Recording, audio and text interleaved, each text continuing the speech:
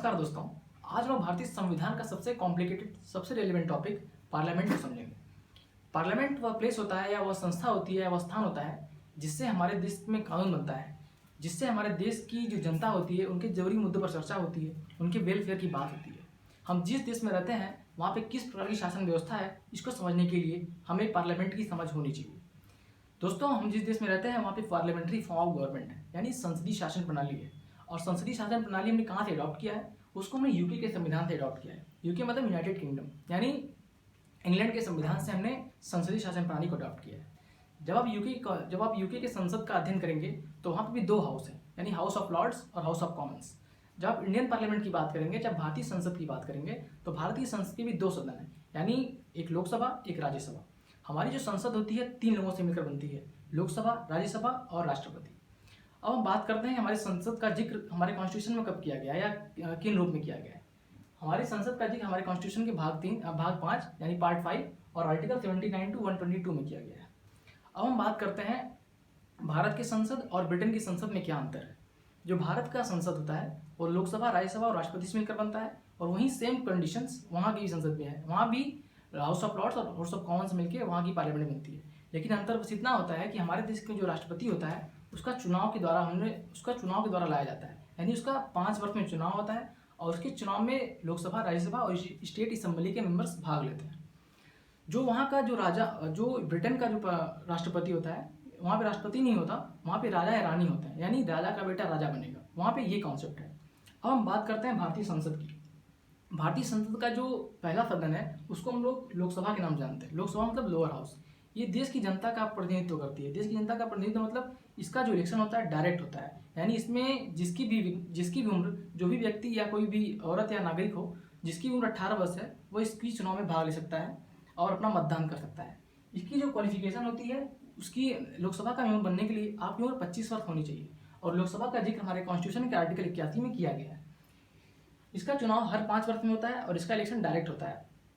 अब हम बात करते हैं इसकी स्ट्रेंथ कितनी होती है। हमारे लोकसभा की मैक्सिमम स्ट्रेंथ 552 है, जिसमें 530 मेंबर स्टेट से आते हैं, स्टेट मतलब राज्य से आते हैं, और 20 मेंबर यूनियन टेरेटरी से आते हैं। यूनियन टेरेटरी का मतलब होता है केंद्र शासित प्रदेश, और 2 मेंबर एंग्लो इंडियन के रूप में चुने जाते हैं। एंग्लो इंडियन का मतलब होता है वो एंग्लो इंडियन जो ट्राइबल एरिया से आते हैं, इनको राष्ट्रपति द्वारा नॉमिनेट किया जाता है या मनोनीत किया जाता है। और हम बात करते हैं कि हमारे लोकसभा की सीट सबसे ज़्यादा किस राज्य से आती है। हमारे देश का सबसे बड़ा प्रदेश उत्तर प्रदेश है, जो सबसे ज़्यादा जनसंख्या वाला राज्य है, इसलिए यहाँ भी सबसे ज़्यादा सीटें 81 सीटें जो लोकसभा में जाती हैं वो सबसे ज़्यादा उत्तर प्रदेश से जाती हैं।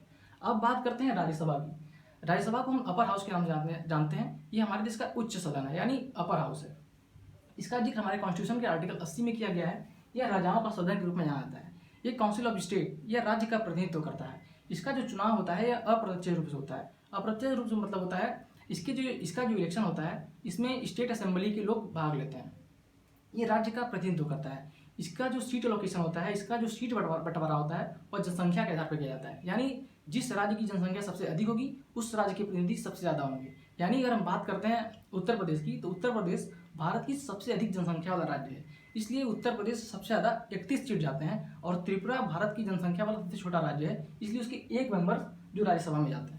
ये कभी विघटित नहीं होती, इसका कार्यकाल 6 वर्ष का होता है। विघटित का मतलब होता है डिजॉल्व होना। डिजॉल्व का मतलब होता है जब आप लोकसभा की बात करते हैं तो लोकसभा का चुनाव हर 5 वर्ष में होता है, और जब तक दूसरी सरकार नहीं बन जाती है, जब तक नए मेंबर्स नहीं आ जाते हैं, तब तक लोकसभा भंग रहती है। और यहीं राज्यसभा की बात करें तो राज्यसभा कभी भंग नहीं होती, ये एक परमानेंट हाउस है। इसके जो मेंबर्स होते हैं 1/3 मेंबर्स हर दूसरे वर्ष सेवानिवृत्त होते हैं, रिटायर होते हैं, और 1/3 मेंबर्स नए आ जाते हैं। इनका जो कार्यकाल होता है 6 वर्ष का होता है। इसकी जो मैक्सिमम स्ट्रेंथ है वो 250 यानी 250 है। इसके जो 238 मेंबर हैं जो स्टेट्स और यूनियन टेरेटरी से आते हैं, और 12 मेंबर्स को हैं जो प्रेसिडेंट द्वारा नॉमिनेट होते हैं। इनका जो चुनाव होता है वो आर्ट्स, स्पोर्ट्स, लिटरेचर या नोवेल यानी साहित्य, कला, विज्ञान के क्षेत्र से इनका चुनाव किया जाता है। अब हम बात करते हैं प्रेसिडेंट की, जो हमारे सदन के तीसरे अंग है। प्रेसिडेंट संसद का सदस्य नहीं होता है, लेकिन लोकसभा और राज्यसभा से पारित विधेयक तब तक कानून नहीं बनता है जब तक राष्ट्रपति जब तक उस पर अपनी हस्ताक्षर नहीं करता है। राष्ट्रपति के 2 कार्य और होते हैं, जैसे ऑर्डिनेंस लाना। ऑर्डिनेंस का मतलब होता है अध्यादेश। अध्यादेश का जिक्र हमारे कॉन्स्टिट्यूशन के आर्टिकल 1 to 3 में किया गया है।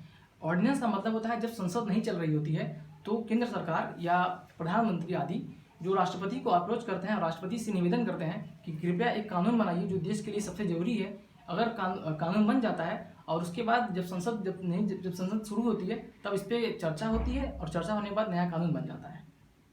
और राष्ट्रपति के एक कार्य और होते हैं, राष्ट्रपति संसद का अधिवेशन नहीं बुलाते हैं। अधिवेशन का मतलब होता है सत्र बुलाना, या संसद का सत्र बुलाना, सॉरी अधिवेशन नहीं सत्र बुलाना।